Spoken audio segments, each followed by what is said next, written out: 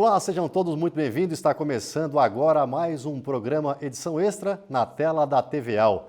E lembrem bem dessa data, 15 de novembro de 2020. Isso mesmo, domingo de eleições, onde brasileiros e, consequentemente, catarinenses vão às urnas para elegerem prefeitos, vice-prefeitos e também vereadores. Uma eleição carregada por muita expectativa. E justamente para falar desse pleito especial, estarão comigo dois craques da política catarinense. Adelor Lessa, comentarista, que estará participando pela Rádio Som Maior e pelo Portal 48, e o professor Guerini. Adelor, seja bem-vindo. Alô, Gregório. Prazer estar aqui. Primeiro, parabéns pelo seu aniversário. É um privilégio estar aqui contigo aqui nesse programa especial, exatamente no teu dia. Um abraço, professor Guerini. Prazer compartilhar com ele esses momentos aqui. Professor Guerini, seja muito bem-vindo. Bom, boa tarde a todos. É um prazer estar aqui conversando, debatendo sobre as eleições de 2020 e parabenizar o Gregório, professor pelo Lessa, por tabela do aniversário. Trabalhar no aniversário não é fácil, mas é evidente que nós tentaremos fazer um excelente debate no sentido de qualificar e observar como ocorre o processo de eleições municipais em 2020. Tá certo. Adelor, não tem como não dizermos que essa será uma eleição diferenciada de todas que já vimos até agora, né? Justamente por essa questão do coronavírus, e já começou lá atrás na mudança de data. Sempre em outubro, agora acontecendo em novembro, e muita expectativa em torno disso, né? Uma eleição diferente, né? Eleição diferente, com expectativas novas, com fatos novos. Havia, por exemplo, uma expectativa de alguns segmentos de que o 17, o bolsonarismo, iria influenciar nessa eleição e que só a vinculação ao 17, ao bolsonarismo, iria acabar elegendo muitos prefeitos, que aquela onda de 2018 iria influenciar diretamente na eleição de 2020, não é o que estamos acompanhando, né?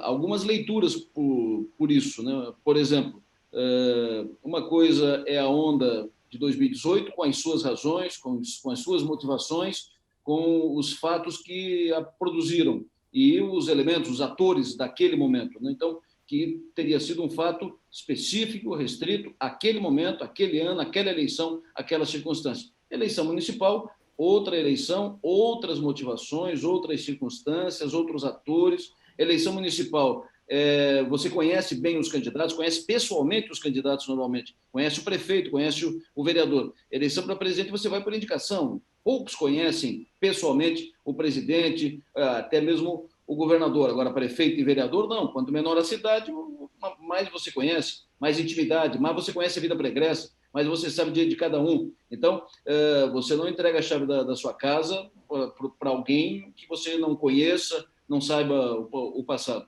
Então, em princípio, essa diferença acabou dissociando completamente a eleição de 2020 da eleição de 2018. Além, é claro, dessa circunstância da pandemia, que faz uma campanha diferente. Ela é diferente porque ela não tem aglomeração, ela não tem grandes comícios, ela não tem grandes reuniões, ela não tem muito aperto de mão, muito, né? Porque teve, né? Mas não tem tanto quanto em outras eleições, né?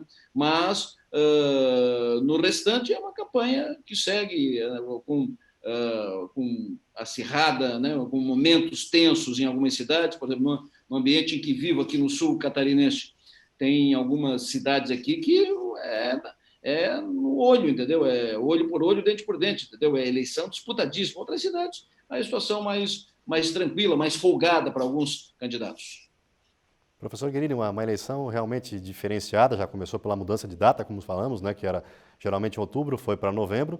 Temos também o horário estendido, que vai abrir às 7 horas da manhã, e das 7 às 10 as pessoas acima de 60 anos vão ter a prioridade, né? Uma eleição realmente que traz muita expectativa para esse ano, né? Com toda certeza, nós trabalhamos com um universo de excepcionalidade. Em primeiro lugar, por conta da pandemia, em que, no início das convenções, se falava já numa possibilidade de prorrogação de mandatos, uma medida casuística que utilizaria a pandemia. Isso foi rechaçado pela própria classe política e pelo Tribunal Superior Eleitoral.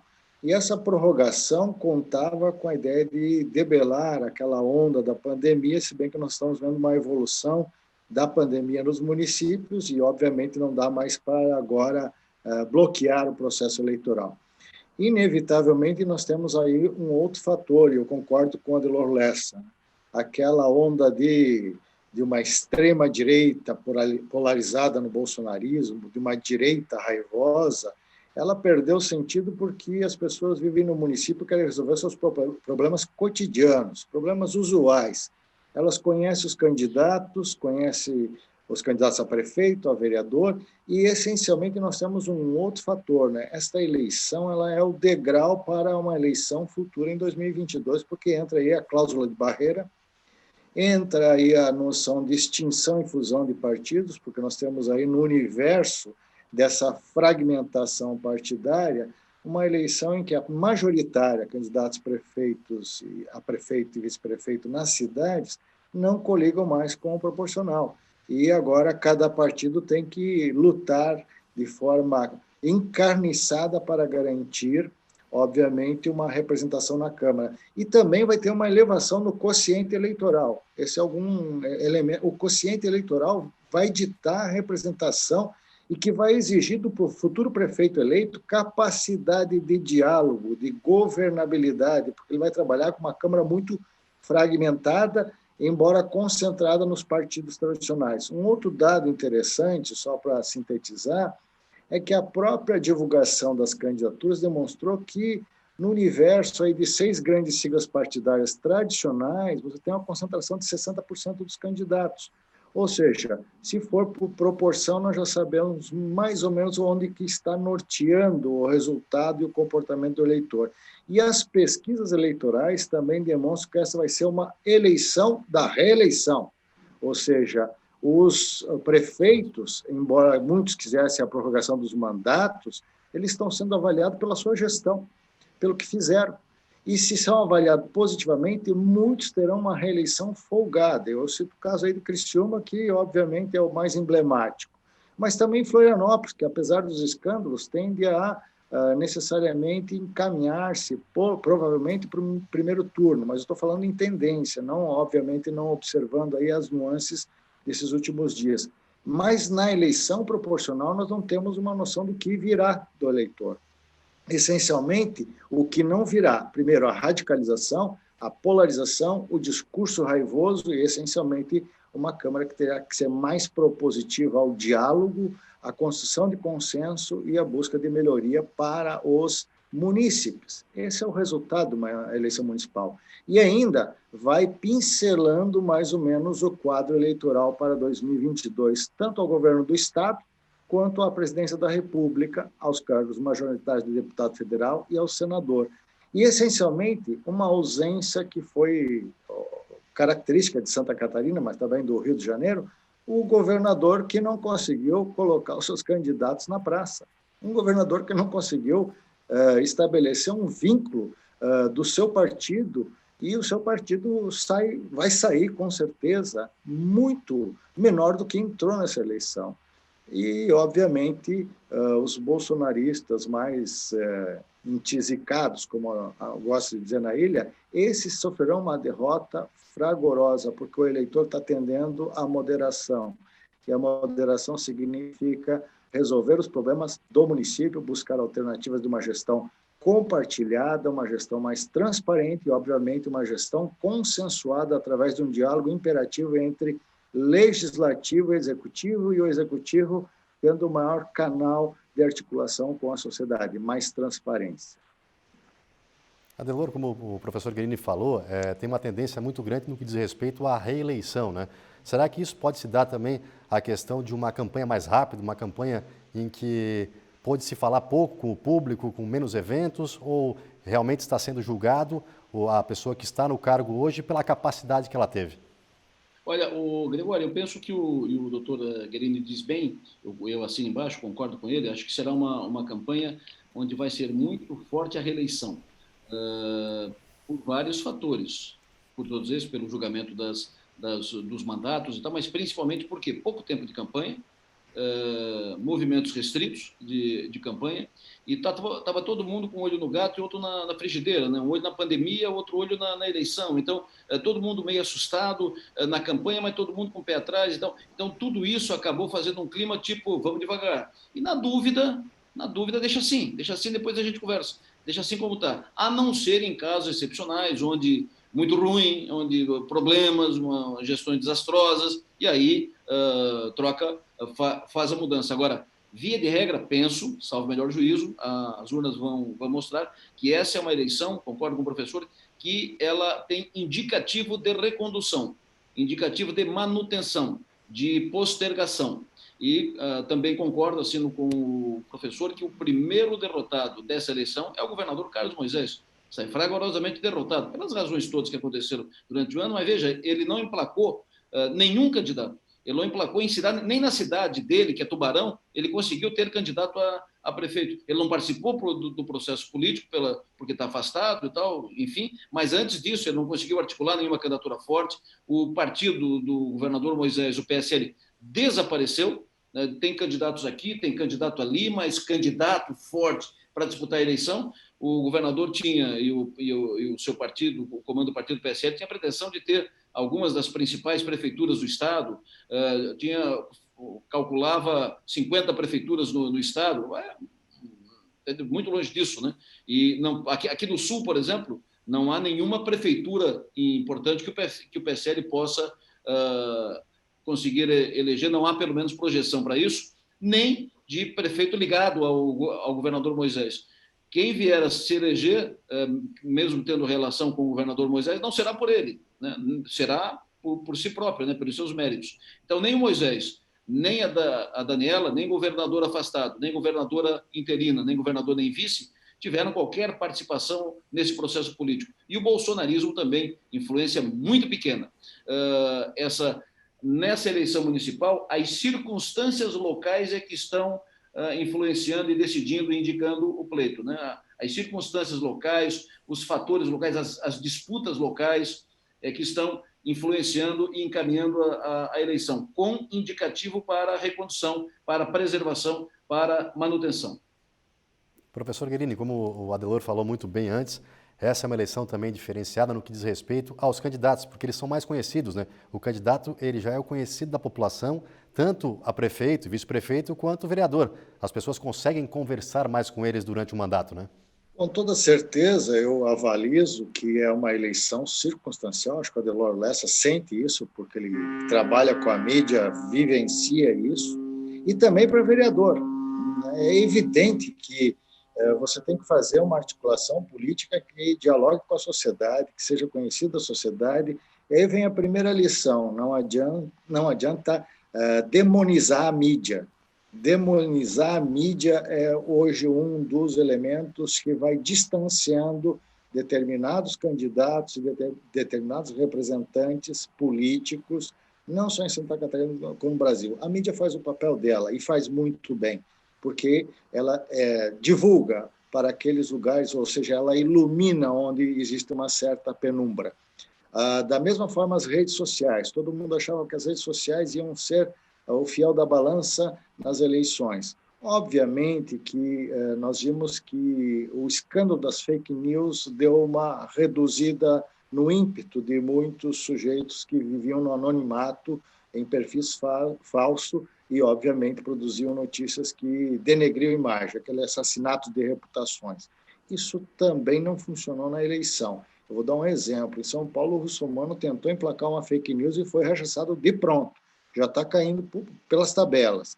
E aí se vitimizou. Então, aqui em Santa Catarina, o que se pode perceber é que também existe um esgarçamento do ponto de vista de algumas lideranças políticas tradicionais. Um exemplo é Florianópolis, onde a família Amin se uniu ao seu inimigo potencial, que era o Dário Berg, e está naufragando a candidatura. Obviamente que nós não sabemos o resultado, mas a tendência é essa. Em outras cidades também, esses abraços de inimigos eternos, esses abraços fraternos de inimigos eternos, o resultado é palpável, visível para o eleitor. O comportamento do eleitor é de negação. Outra questão que pode ser percebida, eu acho que corrobora aí da questão circunstancial, é que essa cantilena da nova política foi soterrada e em Santa Catarina ela sofreu um tsunami por conta da ideia de que o governador não precisava conversar com o legislativo, o governador não precisava mais fazer nenhuma articulação com a sociedade, e governava por decreto e ponto. Ele estava, vamos dizer assim, cacifado pelos 71% dos votos. Isso não se constrói. Uma eleição se constrói a partir do trabalho cotidiano, das hostes partidárias, dos militantes, dos filiados, mas essencialmente do trabalho que os partidos e as lideranças fazem durante esses 4 anos. Partidos que não têm vida, que são partidos extremamente superficiais, que foram construídos numa onda, eles acabam naufragando, são engolidos pela onda. Obviamente, nós estamos vendo isso. E, essencialmente, uma campanha curta faz com que a lembrança do eleitor, que também é curta, que ele não vive a política como nós estudamos, a mídia vive, ele vai buscar a lembrança que é a lembrança próxima. E ele vai avaliar aquilo que está próximo dele, aquilo que é mais visível e palpável a ele, perceptível, enquanto proposta de resolução dos seus problemas cotidianos. Volto a dizer, a eleição municipal é a mais importante, se não a mais importante, porque as pessoas vivem na cidade, mas ela é degrau para eleições futuras. Então, o que nós estamos vendo é um desenho, uma quadratura do círculo, e, essencialmente, está sendo decantado algum dos problemas que nós observamos na eleição de 2018. Um deles foi a extremada polarização e agora uma convergência mais serena, mais tranquila para aquilo que é uma gestão da política e uma política de gestão. Adelor, como você disse antes, a coerência do eleitor ela vem mudando muito. O eleitor ele está mais participativo nas eleições. Ele vê uma fake news, ele vai atrás, ele vai buscar informações e não existe, então, essa facilidade mais que se tinha antigamente, né?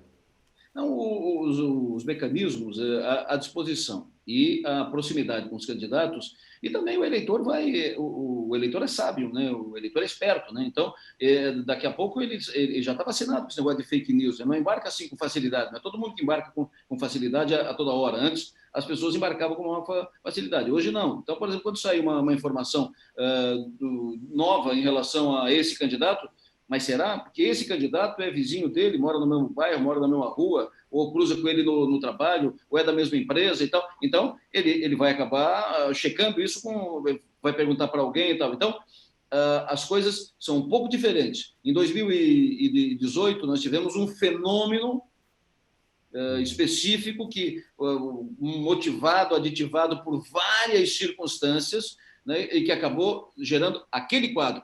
Mas aquele quadro, aquela circunstância, aquilo é de 2018, específico ali. Aquilo não criou uma nova regra. A partir de agora é assim, vai ser assim. Não, completamente diferente, estamos vendo aqui. Enquanto o professor Guerino falava, eu estava aqui fazendo conta, por exemplo, nós deveremos ser, no entorno, estou falando de Criciúma, que é a maior cidade do sul aqui, mas no entorno de Criciúma, em Criciúma, eu estava vendo aqui, vão ser eleitos prefeitos do PP, MDB, PSDB, PSD. Ponto. Não vamos ter aqui prefeito nenhum do PSL, nós não vamos ter prefeito nenhum aqui bolsonarista, ou pelo menos que tenha assim se apresentado.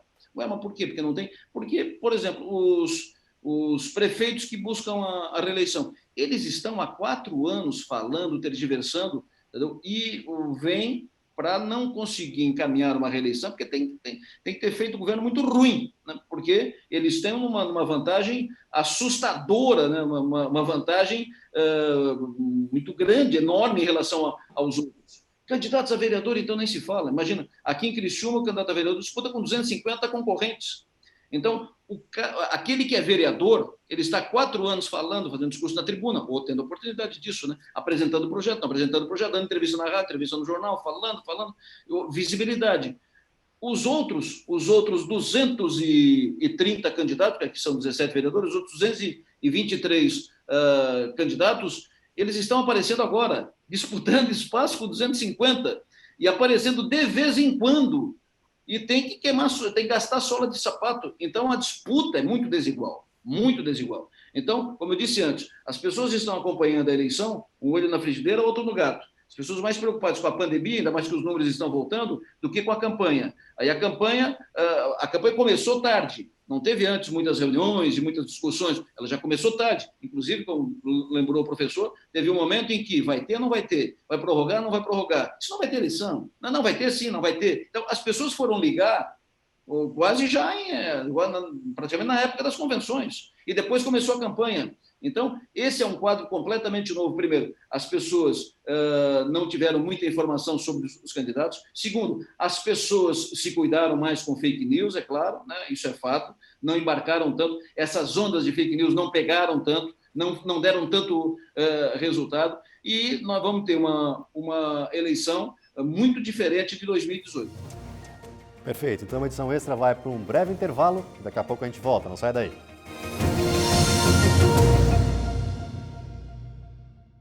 Olá, estamos de volta com o programa Edição Extra e hoje falando sobre eleições. Professor Guerini, nós falamos no primeiro bloco da onda Bolsonaro, que não deve se repetir agora, né? O que a gente vê que muitos postulantes aos cargos não tem nem plano de governo, mas fala-se muito em Bolsonaro como se isso fosse elevá-los, né? Com toda certeza, o que nós podemos observar, essencialmente, que a onda 17 de 2018 não se repete nessa eleição. Muitas pesquisas de intenção nas principais cidades, nos 10 maiores colégios eleitorais de Santa Catarina, constataram que, apesar de, em 2018, Bolsonaro ter uma eleição proporcional de 76%, hoje ele já é avaliado com menos de 50% na maior parte das grandes cidades catarinenses, os maiores colégios eleitorais. E, objetivamente, é um afastamento daquela ideia de que bastava ter uma camiseta fechada com Bolsonaro, você ia alavancar votos. O que o eleitor deseja é um bom candidato que tenha boas propostas e que, essencialmente, traga a melhoria na qualidade de vida da população. E, objetivamente, o que pode se perceber também é que há uma redução na avaliação positiva do governo federal e um certo desalento dos eleitores da onda 17 com relação ao governo do Estado. Nós tivemos aí 2 processos de impeachment. Nós tivemos aí 2 anos de mandatos de parlamentares com a cunha de bolsonarista raiz, intrincados. Aí no Sul, Adelor pode ter maior clareza, porque ele tem um deputado aí estadual que, vez ou outra, está na mídia com uma repercussão negativa. E tem um outro deputado federal que está ligado a Bolsonaro, mas mesmo assim não consegue emplacar determinados filiados, porque ainda os partidos políticos eles estão muito fechados, eles bloqueiam a entrada de novos atores na política municipal. E a ideia de renovação da nova política também foi sepultada. Foi um verdadeiro tsunami, ou seja, se pensava que poderia fazer uma política nova, superando a velha, o que nós vemos é uma retomada da boa e velha política. Mas a boa e velha política no sentido do diálogo, da construção do consenso, e não daquela visão bélica, belicista, daquela visão extremada. O que o eleitor e o cidadão catarinense deseja é uma eleição que traga melhoria na representação do Legislativo Municipal, na representação parlamentar, e, essencialmente, traga consigo um gestor público que esteja preocupado com os principais problemas. Mesmo seguindo a mesma linha do Adelor Lessa, se observar, os 3 partidos que terão maior resultado nas eleições, e isso nós iremos observar depois da apuração, no domingo, eles tendem a ser MDB, PP e PSD, com algumas derivações aqui e acolá, e essencialmente traduz aquilo que o eleitor deseja, um certo equilíbrio no exercício do poder que foi, obviamente, cacifado por uma eleição, um mandato popular, e um mandato popular que atenda aos interesses da população. A nova política não fez isso e ela foi simplesmente sepultada, não só no Brasil, como em Santa Catarina e agora nos municípios.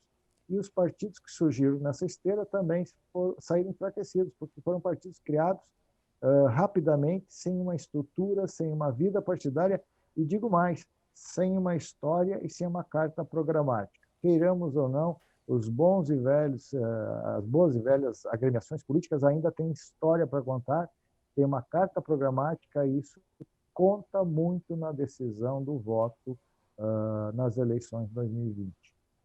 Adelor, o que a gente viu também nessas eleições é uma participação menor dos deputados que fazem parte da Assembleia Legislativa, né? São 4 agora que vão tentar cargo, que é o Fernando Kreilinger em Joinville, Ivan Nats e Ricardo Alba em Blumenau e o Rodrigo Minotto aí no sul do estado, em Criciúma. Mas é histórico isso, é um número pequeno.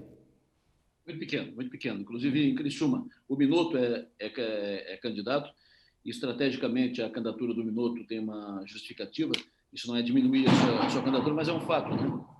O Minotto, ele é deputado aqui da região. Pela primeira vez, ele está disputando uma eleição majoritária em Criciúma e deve atender o seu objetivo fazendo uma votação que lhe permita uma relação maior, uma caixa, né, um poder eleitoral, um poder de voto maior do que ele teve na eleição para deputado, onde ele sempre teve baixas votações de Criciúma. Então, a eleição municipal, que lhe deu televisão para falar para o sul do estado inteiro e que lhe permitiu mergulhar na eleição de Criciúma, provavelmente, possivelmente, essa é a tendência, essa é a aposta dele e dos seus assessores e aliados. Isso deve produzir benefícios para a tentativa de reeleição do Minotto na eleição de 2022. Mas, Gregório, eu estava fazendo aqui uma conta, aqui, fazendo uma anotação, e essa é a vantagem, professor Guerini, que a gente já acompanha a eleição há bastante tempo, né? A gente está há mais tempo na estrada.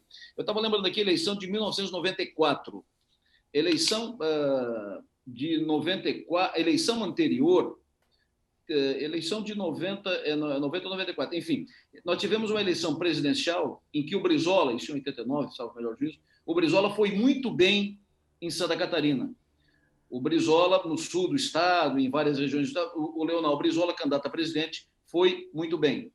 O Lula foi muito bem também, mas perderam a eleição para o Collor. Enfim, mas os dois foram muito bem em Santa Catarina. Então, em função disso, líderes do PT e do PDT fizeram uma conta. Não, vamos fazer uma aliança que vai ficar, nós vamos carregar, vamos receber os votos do Brizola e do Lula, não todos, mas boa parte desses, de receber 60% dos votos, vai para o segundo turno e ganha a eleição.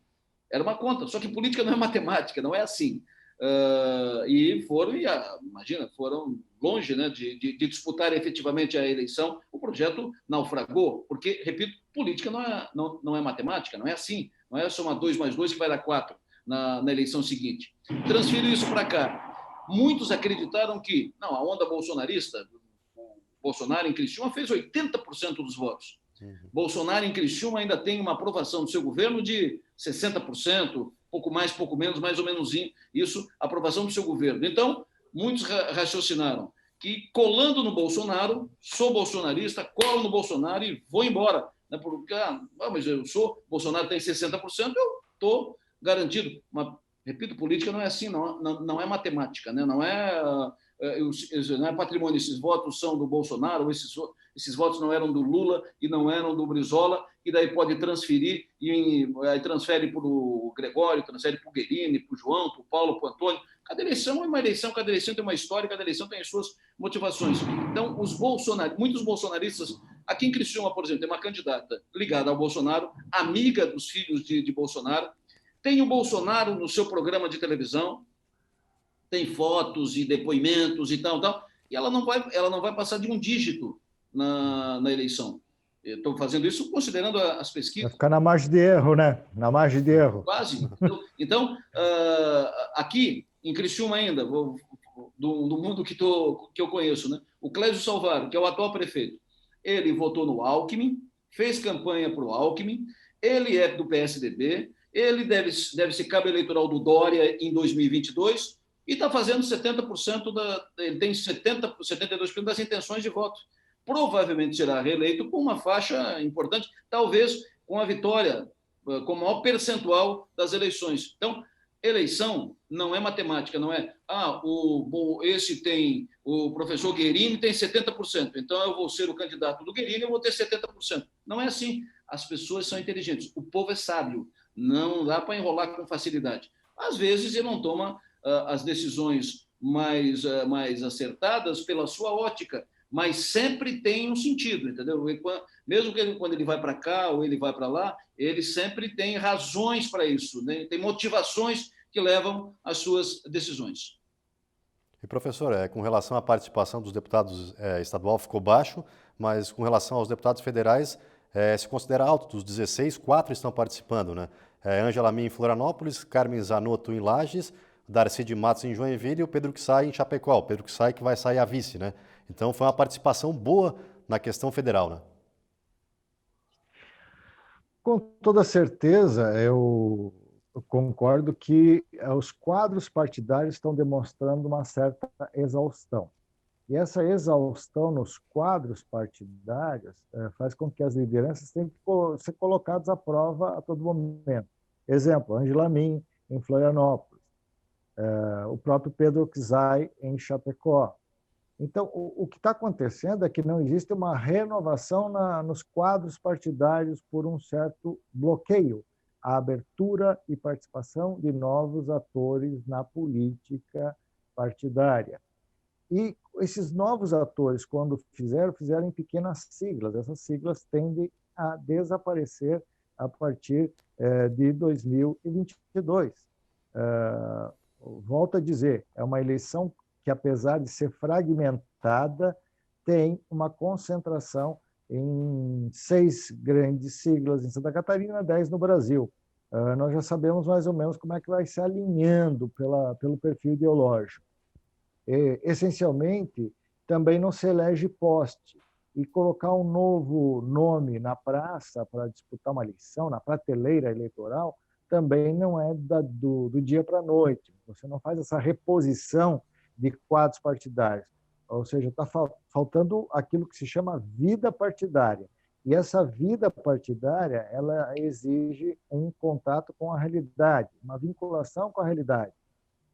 Existe a necessidade de ter filiados que decidam. E, essencialmente, bons políticos, eles não ocorrem na mesma proporção. Eu tenho alguns que são bons gestores e péssimos políticos, outros que são péssimos políticos e bons gestores. Um exemplo, o caso do Joinville. Joinville é uma decisão ainda de, provavelmente, segundo turno, porque Darcy de Matos ele vem concorrendo já a algumas eleições, mas também se faz uma avaliação do atual prefeito, ou do Beller, que poderia ser uma promissora liderança do MDB, e acabou sendo deixado de lado pelas lideranças tradicionais, como o próprio deputado Mariano e o próprio Berger, ou seja, há sistemas de bloqueios, sistema de controle de novos personagens e atores na política que faz com que nós tenhamos aí no quadro partidário. E uma reflexão que eu acho que o Adelor, que está também há muito tempo na cobertura das eleições, qual é o personagem novo que nós temos na eleição municipal em Santa Catarina, nos principais redutos eleitorais, nas principais praças eleitorais? Nós não temos ninguém. Nenhum quadro despontando como um quadro novo, um quadro viçoso da nova política, dos novos quadros partidários. Não, são figuras que já são tradicionais na política, que demonstra que há necessidade de paciência histórica. A raiva destilada na onda 17, que elegeu o Bolsonaro, ela está sendo depurada, né, purgada, e a democracia exige paciência histórica, né, um caminho tortuoso, lento.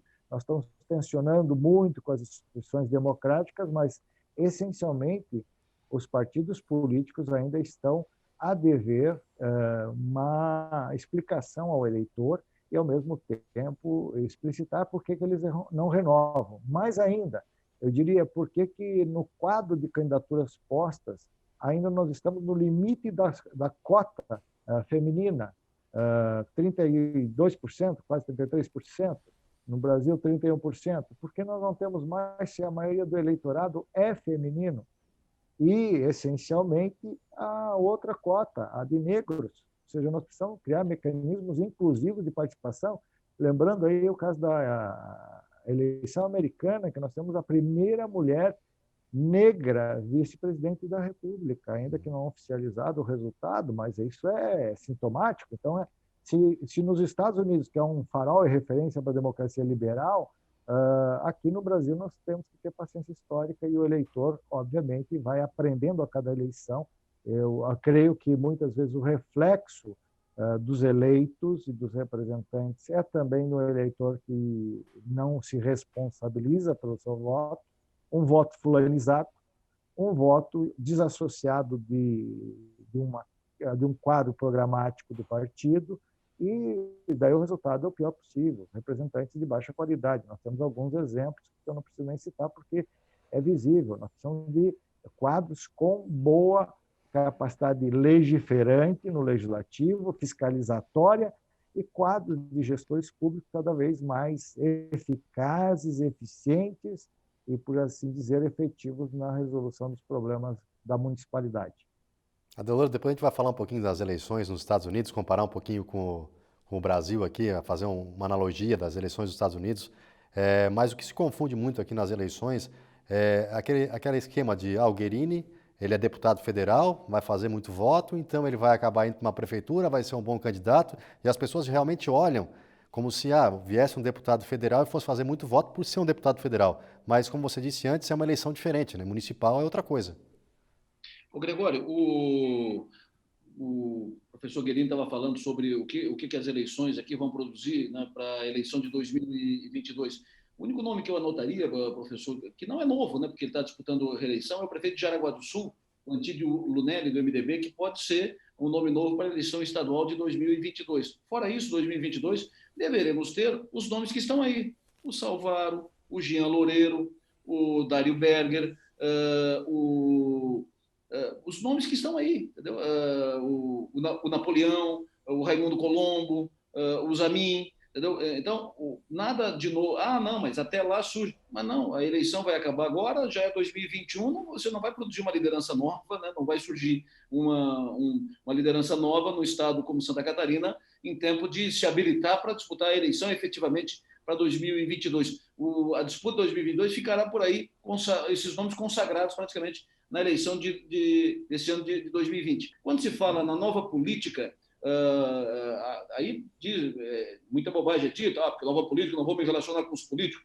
Vai fazer política, não quer se relacionar com os políticos, vai ser funcionário do Banco do Brasil, entendeu? Vai tratar de outra função. Agora, se vai fazer política, tem que ter a prática de se relacionar com os políticos, com os demais poderes, relação decente, evidentemente, republicana, né? Nada como isso. Mas, principalmente, tem que fazer política. As pessoas os candidatos, têm que fazer política, tem que conversar, tem que discutir, tem que se posicionar, correr o risco de se posicionar. Não, mas o Gregório é prefeito, eu não quero me desgastar, porque eu posso levar um retorno, posso perder, então eu vou ficar escondido aqui, e aí não apareço. Não aparece, você vai deixar o Gregório jogar solto. E não. Então, essas velhas práticas, né, essas práticas antigas, precisam também ser renovadas.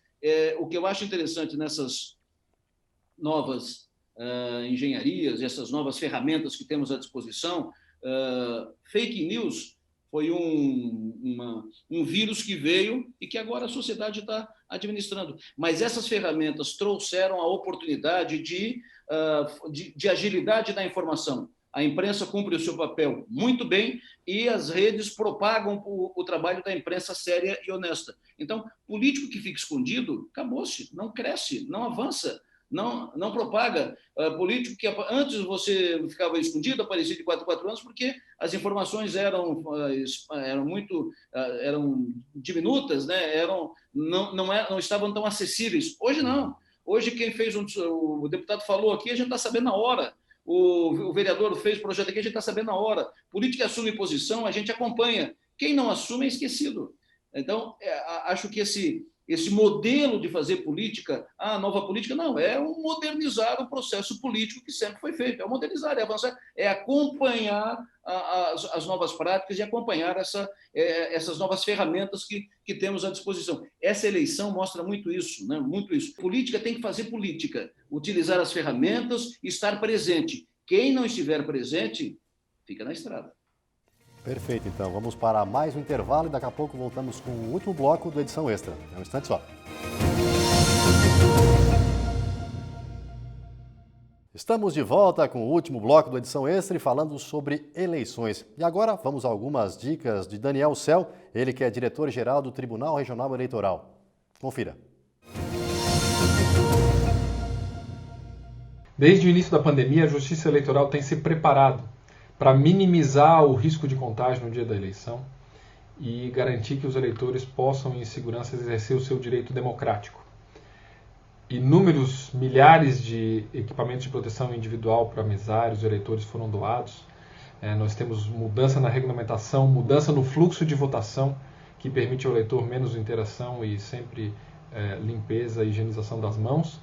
Nós temos também muitas mudanças no que tange a toda a nossa forma de comunicar com o eleitor, tudo passou a ser eletrônico. Então, são muitas mudanças e nessa reta final a gente só está nos últimos ajustes com relação à orientação, locais de votação, distribuição de urnas e acompanhando para que possamos ter uma boa eleição. Dentre as novidades, é importante destacar que, em razão da pandemia, nessa eleição não vai ser feita a coleta biométrica do eleitor, então o eleitor vai se identificar na sessão só com o seu documento e assinando o caderno de votação dizendo que compareceu. Além disso, a gente tem uma remodelagem completa do e-título, que é o nosso principal aplicativo, que tem todas as informações no smartphone para o eleitor. Temos também um robô para o WhatsApp, desenvolvido pelo TSE, para explicar ao eleitor as principais mudanças e informações como seu local de votação e assim por diante. Então, toda essa migração para o meio eletrônico busca facilitar a vida do eleitor e diminuir o risco em todo o processo eleitoral. É importante que o eleitor, antes de sair, saiba exatamente o local que ele vai votar e a sessão eleitoral, ele pode consultar isso pelo e-título. Quando sair, sempre de máscara, temos várias recomendações médicas nesse sentido, inclusive portaria da nossa Secretaria de Estado da Saúde, determinando que ele deve usar máscara em locais públicos e isso inclui a sessão eleitoral. Leve a sua colinha para evitar ficar tempo na fila ou pesquisando qual é o seu candidato. Quando chegar a sessão eleitoral, guarde o distanciamento social de acordo com as fitas que vão estar demarcando o chão. Leve documento com foto para apresentar ao mesário. Quando apresentar ao mesário, ele vai pedir a sua identificação. Você deve guardar o seu documento, que pode ser o e-título, né? Guardar o seu celular, então. E daí, então, fazer a higienização das mãos com álcool, certo? Porque logo depois o eleitor deve pôr a sua assinatura no caderno de votação para comprovar o comparecimento. E depois deve fazer a votação na urna eletrônica e depois da votação higienizar novamente com álcool as mãos. Com essas recomendações, seguindo essas orientações, nós temos a confiança de que em todo o processo eleitoral vai ser garantida a segurança do eleitor e evitar o contágio dessa pandemia que a gente vive. Eleitor, vote com segurança, vote consciente, participe do processo democrático. Dicas importantes essa para você que vai votar no domingo e consciente, né? E Adelora, tivemos recentemente aí a disputa eleitoral nos Estados Unidos. Depois que o Trump perdeu, veio uma brincadeira nas redes sociais que o Trump ele foi eleito pelas redes sociais, por Facebook, por Instagram, ele governou pelo Twitter e acabou caindo pelo correio. Mas, na verdade, além de ser engraçado, mostra que o Brasil está a anos-luz na questão da eleição, né? Olha, é impressionante isso. Eu fico assim, apavorado. Não sei se é porque a gente acompanha a eleição há muito tempo, não é porque eu sou velha, porque eu comecei cedo, né? Então, eu sou do tempo de acompanhar a apuração do voto no papel. Então, a apuração do voto manual era uma roubalheira, era de forma escandalosa, entendeu? Aí, quando você vê... E aí, o Brasil avançou a ponto de chegar na urna da votação eletrônica, que é um processo moderno. Não há nenhum indício efetivo de fraude na urna eletrônica, na votação eletrônica. Nenhum. É um sistema moderno, aprovado, reconhecido pelo mundo. Então, nesse quesito, nós estamos anos-luz na maior potência do mundo. Quando a gente observa aqui que os americanos estão ainda votando daquele jeito, aquela papelada em cima. Vocês viram o tamanho do voto que é? É quase uma apostila de pré-vestibular, entendeu? E aí tem que preencher tudo aquilo, vota, e aí descarrega tudo aquilo em cima da mesa, e aí vão votar. Esses dias eu contei a história de uma eleição aqui em Criciúma, era uma eleição estadual, mas aqui em Criciúma, acho que foi em 78, que os montinhos eram feitos, e aconteceu em 78, que eu vi na apuração, e aconteceram em tantas outras. O Jaison Barreto e o Pedro Livre perderam a eleição para governador e senador em 1982, aqui na região de Laguna, com os montinhos, né? Era para esse montinho, mas votava naquele montinho, votava no outro montinho, desviavam 10, 20 mil votos com facilidade. E a eleição de 82 para governador e senador decidiu por isso, 20 mil votos para governador, um pouco mais, um pouco menos, e 5 mil votos para senador em Santa Catarina. Se deu o resultado ali, no extracampo. Nessa eleição de 78, os candidatos daqui, tinham 4 candidatos a deputado aqui, outros tantos, mas tinha 2 do MDB, 2 do PP, PDS da época, Arena da época. E aí, um de cada lado estavam eleitos e um de cada lado estavam pendurados, corria o risco de não se eleger. Aí os coordenadores de partidos e lideranças da cidade fizeram um acordo que todos os votos para candidatos de fora de Criciúma que fossem do MDB iriam para aquele candidato. Troca de monte. Era um roubo escancarado, entendeu? Troca de monte para cá. E todos que fossem para candidatos de fora de Criciúma, que fossem do PDS da Arena, iriam para esse candidato. E assim foi até metade da apuração, quando chegou o Vedequim, que era um dos candidatos, que era de fora, porque era de Florianópolis, ele chegou, espalhou tudo, quebrou, virou a mesa, criou um escarcéu, fez... Aí passaram a contar direitinho, e aí não se elegeram nem os 3, né? Nem o daqui, nem o outro de lá, nem o próprio Vedequim. Mas isso acontecia de forma escancarada. Nós, brasileiros, temos que ter orgulho do nosso sistema. E eu fico, assim, frustrado, decepcionado. Eu fico com vontade de chegar no ouvido e dizer, vai ler a história, rapaz, vai estudar, para saber como é que era, antes de falar bobagem, falar, temos que voltar ao voto manual, à cédula. É isso. Isso é a mesma coisa, vamos voltar, então, ao videocassete, Professor, fraude era mato naquela época, né? Na questão do voto de papel. Fraude era por tudo quanto é canto, né? Bom, com toda certeza a gente sabe que existia toda uma ideia do voto de cabresto, do voto que era pintado, marcado, etc. Eu concordo com a Adelor Lessa que existe um movimento retrógrado, por assim dizer, no Brasil, falando em voto impresso, colocando a legitimidade das urnas eletrônicas em questão, da própria eleição. Aliás, o Brasil é o único lugar do mundo que o presidente eleito diz que houve fraude. Eu nunca vi uma coisa dessa. Mas, essencialmente, nos Estados Unidos, a eleição, ela, desde o século XVIII, os pais fundadores tinham como objetivo o quê? Garantir que delegados mantivessem a velha tradição, a velha forma das lideranças tradicionais não serem tragadas pelo voto popular. Obviamente que a democracia deles é uma democracia delegativa, não é representativa, porque aqui um eleitor é igual a um voto e um voto elege um candidato. Lá não, lá eu tenho que ainda definir quais são os delegados, e os delegados podem mudar de posição no meio do caminho. Mas é evidente que eu vou ficar com a frase do ministro Barroso do TSE. Nos Estados Unidos teve muito caos, mas nenhuma fraude.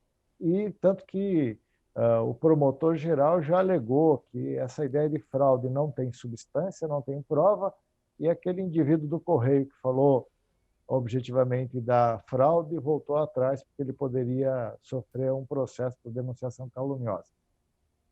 É inegável que nos Estados Unidos precisa amadurecer e transformar, porque uma potência mundial, com a tecnologia que tem, com os recursos que detém,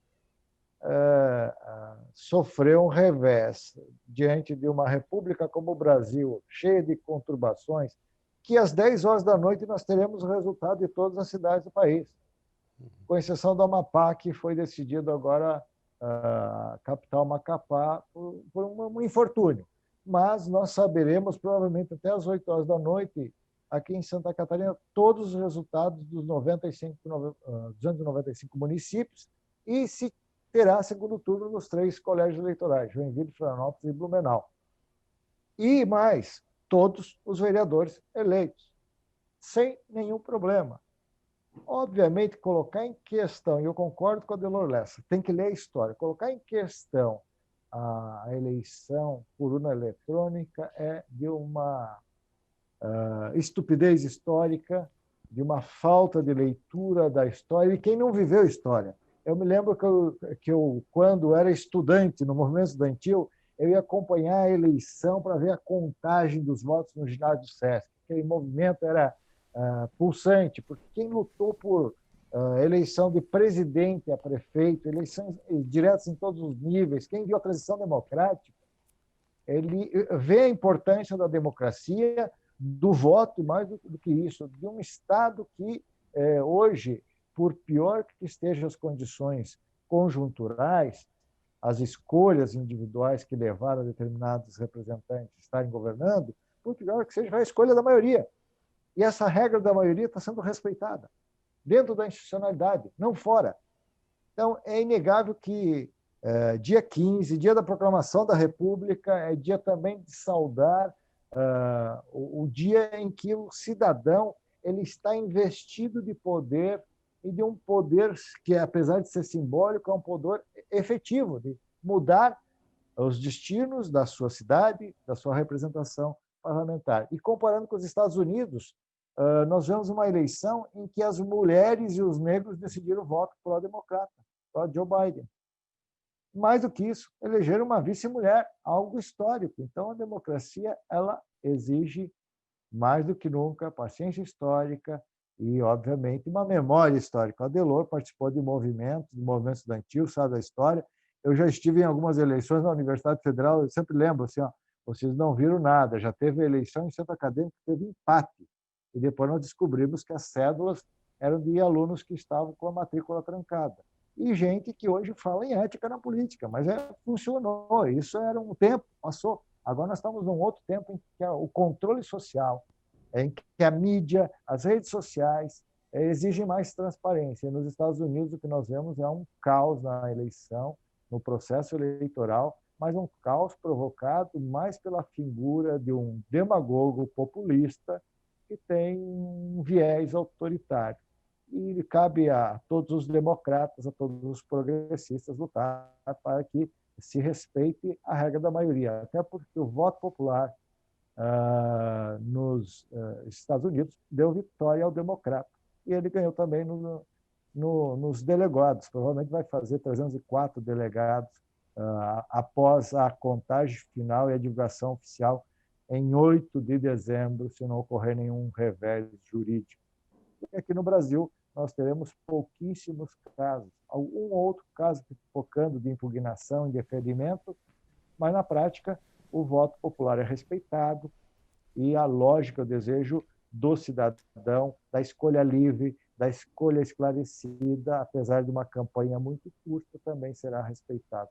Concordo que a mídia tem um papel fundamental, as redes sociais têm um papel fundamental, mas mais do que nunca, os partidos têm que pensar em mecanismo de ligação com a sociedade civil, de aproximação. Esse é o grande fosso, essa é a grande crise dos partidos políticos do sistema partidário brasileiro, ou seja, uma crise de representatividade, não é de legitimidade. A legitimidade está pelo voto. E os votos válidos ainda são preponderantes em relação à abstenção, votos nulos e brancos. Adelor, é interessante também que as pessoas conheçam, os mais jovens aí que estão acompanhando, que nunca viram essa votação por papel, vocês já acompanharam bastante aí esse processo. Era demorado, custoso, vários dias, não se sabia, vamos dormir agora, como é que vão ficar os votos, como é que vamos fazer. Era uma bagunça geral, naqueles ginásios lotados, assim, era uma loucura, né? Ô, Gregório, eleição de 1982, em Criciúma, publicado, anunciado o resultado, depois de dias e dias e dias e dias e dias e dias e dias de apuração, foi anunciado o resultado, e aí quem venceu subiu, estava na festa ali na Praça Nereu Ramos, em cima do caminhão, e aquela festa e todo mundo de repente sai de dentro, lá de uma galeria, o dono de uma gráfica, o Dilton Rovari, sai de dentro de uma galeria lá do fundo, onde a sua gráfica estava no fundo, sai com uma folha imensa de carbono, E aí, está aqui o símbolo da eleição, e está aqui, está aqui. Ele entregou para o deputado que fez o discurso. Por quê? Porque naquela eleição, uma das marcas foi o voto carbonado. O voto carbonado que é o quê? Você vai votar, né? Então, eu pago para o Gregório votar. Mas qual é a prova que o Gregório me dá? Então, o Gregório levava um carbonozinho, um pedacinho de papel embaixo, e chegava lá, botava a cédula em cima e anotava, né? Anotava o número que ele votou e tal, e chegava, entregava a cédula lá, e chegava aqui e entregava o papelzinho com o número carbonado, né, que ele escreveu em cima. Isso era comum. Tanto é que veio isso. Está aqui a marca da eleição. Isso é voto em cédula. Isso é antigo. Volto a dizer, isso é voltar para o tempo do videocassete, entendeu? Isso é voltar no tempo, entendeu? Isso é retrocesso. Quem fala nisso não conhece a história.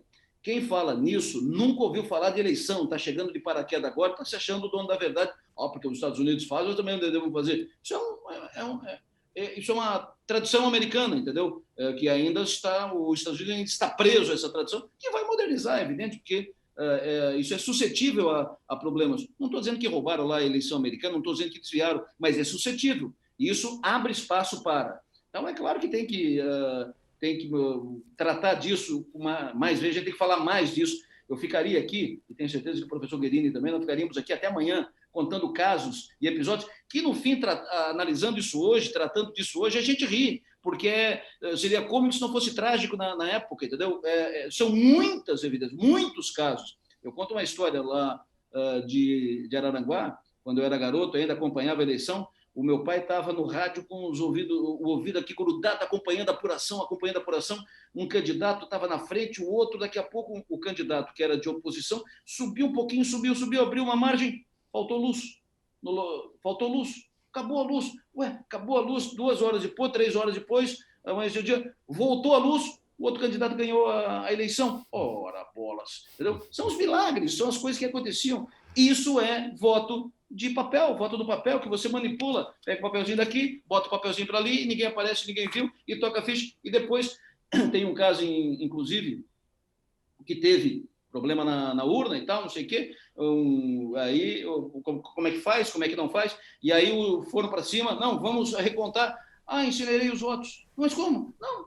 Não me disseram que era para guardar, para preservar, eu incinerei os votos para não dar confusão. Pronto, e aí, entendeu? São coisas assim que são cômicas, mas que verídicas, fatos que são desdobramentos, tem espaço para isso com o voto no papel, voto da cédula. Eu até nem acredito que a gente está falando disso, acho isso um retrocesso. E a fase de apuração era um negócio de doido, né? A gente ficava 4, 5, 6 dias no ar, na rádio, na televisão, tratando da apuração e contando e conversando e fazendo manutenção e transmissão ao vivo. Eram jornadas longas, estressantes, que você dormia em cima da mesa do estúdio e agora era uma loucura. Hoje, a apuração vai jantar em casa, né? Depois do resultado vai jantar em casa. É verdade. Professor, estamos nos aproximando do final do programa, mas temos alguns minutinhos finais ainda.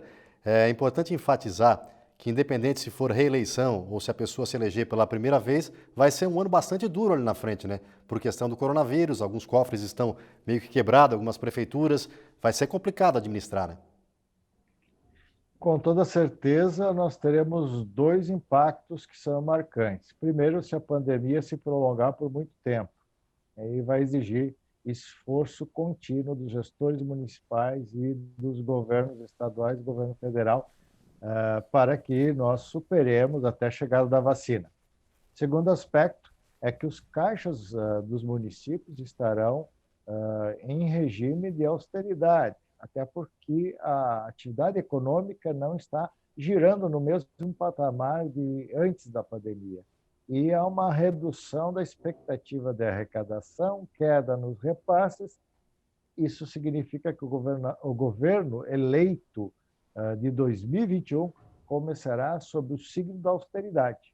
Ele vai ter que fazer reformas austeras, e vai ter que buscar aplicação eficiente de recursos em áreas que são estratégicas, saúde, educação. Nós temos aí o ano de 2020 que foi perdido. Vai ter que se rediscutir toda a educação municipal, estadual e federal porque 2020 não existiu no calendário escolar.